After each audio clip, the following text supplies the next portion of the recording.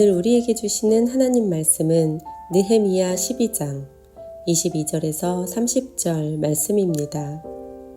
엘리야십과 요야다와 요하난과 야뚜아 때에 레위 사람의 족장이 모두 책에 기록되었고, 바사왕 다리오 때에 제사장도 책에 기록되었고, 레위 자손의 족장들은 엘리야십의 아들 요하난 때까지 역대지략에 기록되었으며, 레위족 속의 지도자들은 하사랴와 세레비야와 간미엘의 아들 예수아라. 그들은 그들의 형제의 맞은편에 있어 하나님의 사람 다윗의 명령대로 순서를 따라 주를 찬양하며 감사하고, 마따냐와 박부갸와 오바디야와 무슬람과 달몬과 악굽은 다 문지기로서 순서대로 문안의 곡간을 파수하였나니, 이상의 모든 사람들은 요사닥의 손자 예수아의 아들 요야김과 총독 느헤미야와 제사장 겸 학사 에스라 때에 있었느니라. 예루살렘 성벽을 봉헌하게 되니 각처에서 레위 사람들을 찾아 예루살렘으로 데려다가 감사하며 노래하며 재금을 치며 비파와 수금을 타며 즐거이 봉안식을 행하려 하매, 이에 노래하는 자들이 예루살렘 사방들과 느도바 사람의 마을에서 모여들고, 또 백길갈과 게바와 아스마웻 들에서 모여들었으니, 이 노래하는 자들은 자기들을 위하여 예루살렘 사방의 마을들을 이루었음이라. 제사장들과 레위 사람들이 몸을 정결하게 하고, 또 백성과 성문과 성벽을 정결하게 하니라.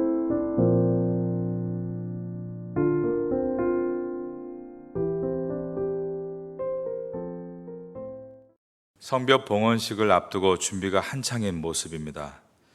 이스라엘 백성들은 1차 포로 귀환 이후에 100년 가까이 세월이 흐르는 동안 성벽 재건은 대적들의 방해로 중단된 상태였었고, 결실도 거둘 수 없었습니다. 예루살렘의 재건이라는 꿈은 점점 묘연해 갔지만, 귀환한 백성들은 끝까지 그곳에 버텨나가고 있었습니다. 그러나 우리가 이미 본 대로 백성들이 땅을 저당 잡히기도 하고, 자녀들은 종으로 팔리며 살림살이가 매우 곤란한 가운데 놓이기도 했습니다. 그러다가 언약 백성의 정체성을 잃어버리기도 했고, 이방인과 통혼하며 교류하면서 신앙이 무너지기도 했습니다. 이런 상황에서 하나님은 느헤미야를 부르시고, 느헤미야를 예루살렘의 총독으로 보내셔서 놀랍게도 52일 만에 성벽 공사는 마무리가 됐습니다. 물론 성벽을 공사한 이후에도 대내외적인 공격과 또 유혹과 조롱이 있었고 위협도 받았습니다. 그러나 숱한 고생 끝에 드디어 오늘 보면처럼 낙성식을 거행하게 된 것입니다. 그런데 느헤미야와 이스라엘 백성들은 이 성벽의 완성을 하나님께 드리는 것이다, 그 마음을 가지고 준비해 나아갑니다. 오늘 본문의 마지막 절인 12장 30절에 보면 그들이 하나님의 성벽을 하나님께 봉헌해 드리기 위해 무엇보다 마음을 정결하게 했다라고 되어 있습니다. 제사장과 레위 사람들이 몸을 정결하게 하고, 또 백성과 성문과 성벽을 정결하게 하니라. 제사장과 레위인들은 먼저 자신들을 정결하게 했다라고 나와 있습니다.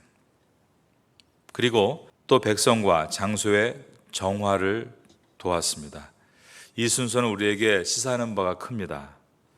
우리는 모두가 구약의 제사장들과 같이 세상에서 거룩하고 정결하게 하기 위해 부름받은 백성들입니다. 이 사명을 우리가 수행하기 위해서 해야 될 일이 먼저 나 자신을 정결하게 하는 것이다 라는 말씀입니다.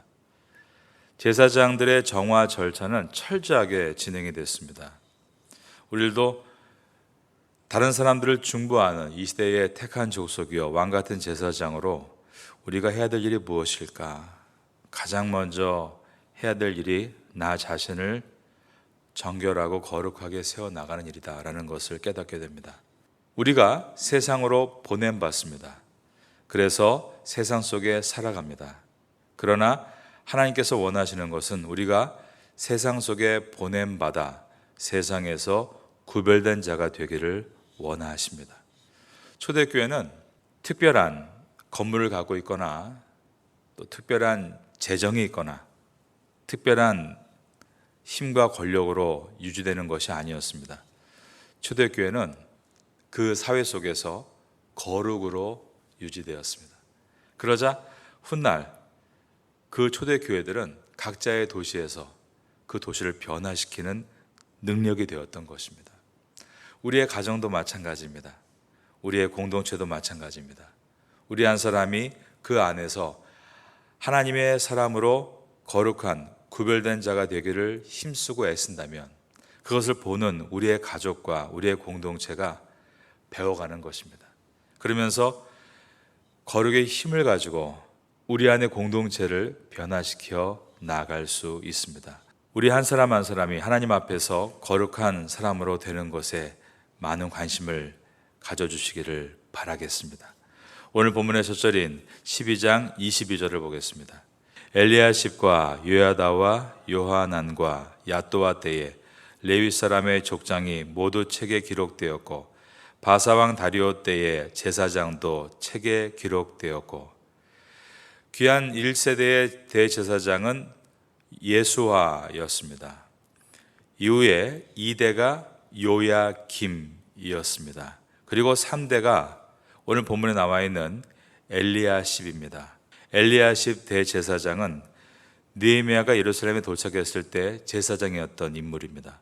느헤미야 3장 1절에서 그때의 대제사장 엘리야십이 그의 형제 제사장들과 함께 일어나 양문을 건축하여 성별하고 문짝을 달고 또 성벽을 건축하여 한메아 망대에서부터 하나넬 망대까지 성별했다라고 되어 있습니다. 이어서 4대가 요야다이고 5대가 요하난이라고 되어 있는데 요나단이라고도 발음합니다. 그리고 6대가 아또아라고 되어 있습니다. 이처럼 3대부터 6대까지가 22절에 기록되어 있습니다. 성경이 1대부터 6대까지의 사람들을 이렇게 기록하고 있는 이유는 그들이 모두 대제사장의 자리를 꿋꿋하게 지켜나갔다라는 것을 말하기 위해서입니다. 우리가 처음에 말씀을 들은 대로 이들은 아주 어려운 시대를 살아가고 있었습니다. 처음에 성전이 건축되는 것도 이것이 가능할까? 훗날에 성벽이 세워지는 것도 이것이 가능할까라는 시대를 살면서 그들은 자기의 역할을 묵묵하게 이어나갔다라는 것입니다. 성전의 일이란 별것이 없었습니다. 매일 예배드리고 성전의 곳곳을 수리하고 보수하고 그다지 특별한 것이 반복되지 않는 일이었다는 것입니다. 게다가 안전하게 거주하기 힘든 예루살렘의 성벽이 없는 곳에 덩그러니 세워진 성전을 지켜나가는 것은 그리고 예배를 인도하는 것은 초라하게 여겨졌을 수도 있습니다. 그러나 이들은 6대를 이어오면서 성전을 떠나지 않았고 매일 드리는 예배를 멈추지 않았다는 것입니다. 초라해 보일 수도 있고 지겨워 보일 수도 있고 사람들이 보기에는 고로해 보일 수도 있었지만 끝까지 자기의 자리를 지켰던 것입니다. 우리가 하나님을 섬기는 삶을 살아간다고 할 때 행하는 일들을 돌아보면 별 다를 것은 없습니다. 그들과 비슷합니다. 매일 주 앞에 묵묵하게 예배 드리는 것입니다. 대단해 보이지 않을 수 있습니다. 정직하게 행하고 말씀과 기도의 생활에 힘을 쓰고 교회에서 봉사하고 자녀들을 말씀으로 양육하는 일들은 그다지 거창해 보이지 않는 일일 수 있습니다.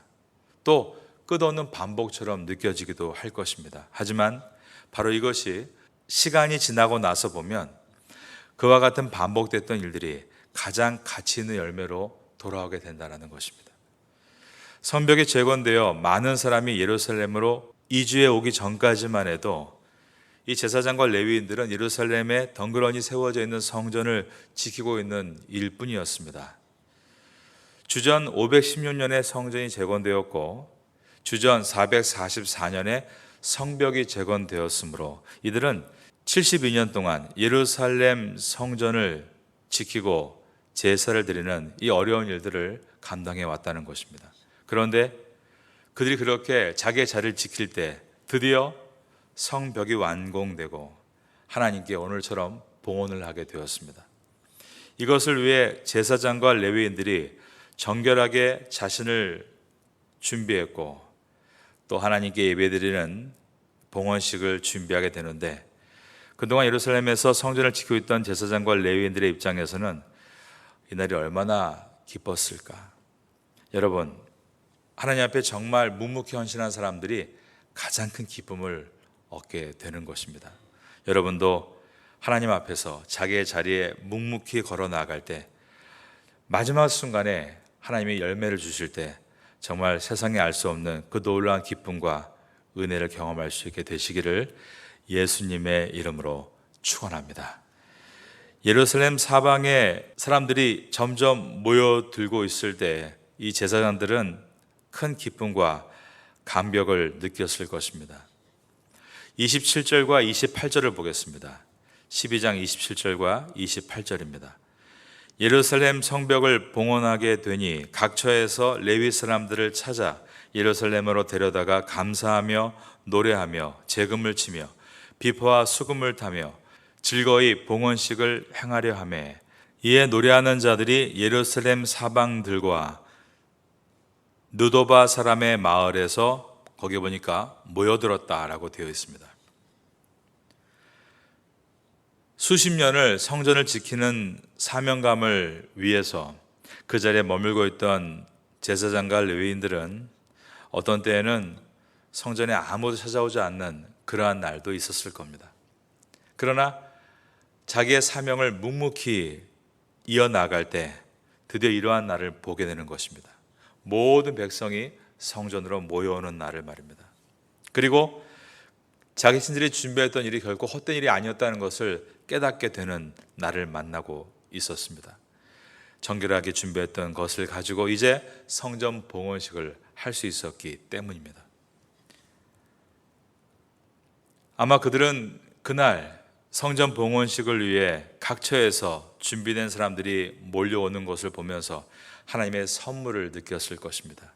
이처럼 하나님께서 맡기신 사명을 따라 자신이 있어야 할 자리를 지킬 때 놀라운 하나님의 그 선물을 경험할 수 있게 되는 것입니다.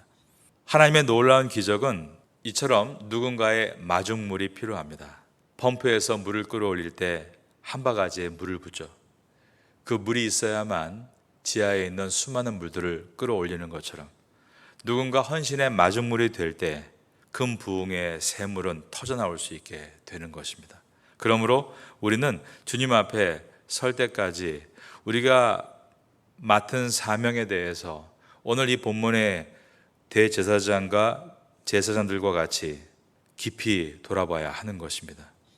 기도의 사명이 주어졌다면 그 자리를 떠나지 않는 것이고 또 말씀을 잘 가르치고 전할 사명이 주어졌다면 말씀을 연구하는 자리를 떠나지 않는 것이며 각자의 자리에서 내가 받은 은사와 달란트로 봉사할 기회를 얻었다면 그 자리를 끝까지 지켜나가는 것입니다.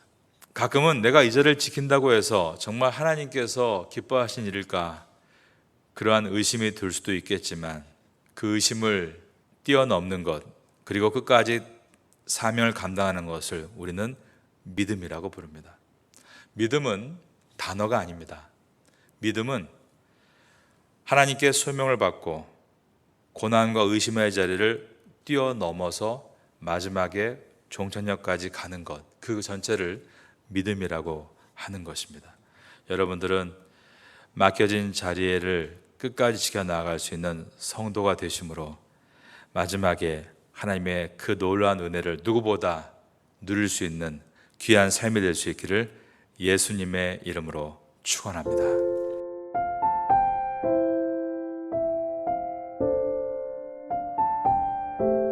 지금은 함께 기도하는 시간입니다.